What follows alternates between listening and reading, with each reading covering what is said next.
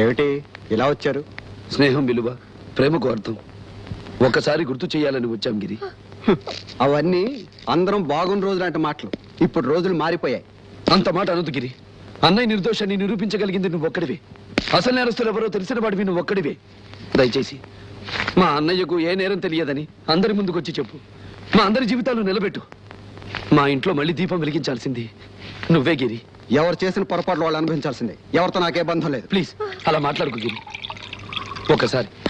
ఒక్కసారి వదిన ముఖాన్ని చూడు. నువ్వు మా ఇంట్లో మనిషి అనుకుని గౌరవించింది, తోబుట్టులాగా పలకరించింది, అమ్మలాగా ఆదరించింది. ఏ శుభకార్యాలు జరిగినా పండుగలు జరిగినా మా మధ్య నువ్వు ఉండాలని ఆశించేది. మాతో పాటు నువ్వు క్షేమంగా ఉండాలని ప్రతిరోజు దేవుణ్ణి ప్రార్థించేది.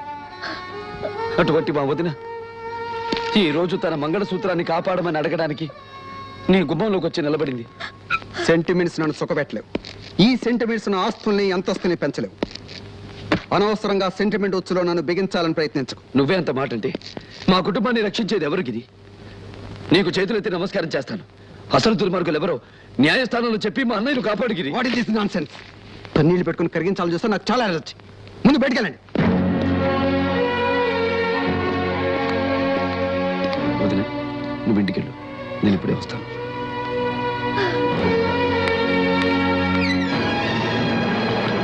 ఏమన్నావో ఏం విన్నానో, కన్నులతో మాట్లాడే భాషే వేరు. ఏదో మాయా చేసావయ్యా, మనసులతో పాటాడే రాగం వేరు. చిన్ని చిన్ని ఆసే సిరి వెన్నెల్లో నా పూసే, గుండెల్లో నీ ఊసే ఒక భాసే చేసే. గుచ్చే చూపుల్లోనా, రవిచ్చే నవ్వుల్లోనా